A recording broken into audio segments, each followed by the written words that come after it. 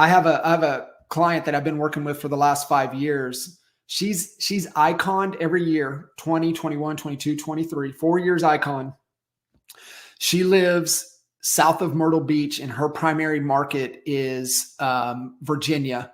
She's iconed 4 years in a row, Gogo. Do you know how many homes she's been in since March of 20? 4. She's been in 4 homes and she's iconed at EXP, meaning you cap plus 20 more transactions. She lives in $1 million beach home that she bought with her EXPI stock. But she icons in Virginia, but she lives there. How is that possible? It's possible because you get to design this however you want to design this. And you have skills that transfer, but it has to start in your mind. And this is where it really starts with the vision. And the vision really comes down to 3 things. Vision is core values, because our core values are how we make decisions. These are the filters in what I'm giving you guys. These are decision-making filters. The reason that your life doesn't move as fast as you want is because your inability to make decisions faster.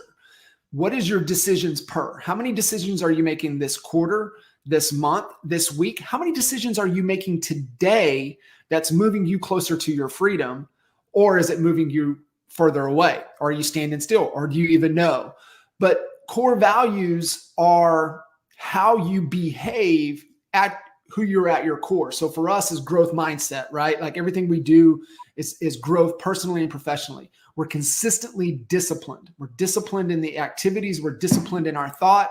We just stay disciplined. We always add value, everything we do, right? So like Gogo said, hey, do you want to do this? Absolutely. Is it going to add value? I'm in, right? That's just who I'm at my core, always adding value. The other is 100-0, results focus. So extreme ownership. I could have always done something better. 100-0 responsibility, 0 excuses. No victim mentality. We only focus on getting results. We have fun, and then we're very candid in our communication. Those are actually my core values, right? This is the core values for our organization.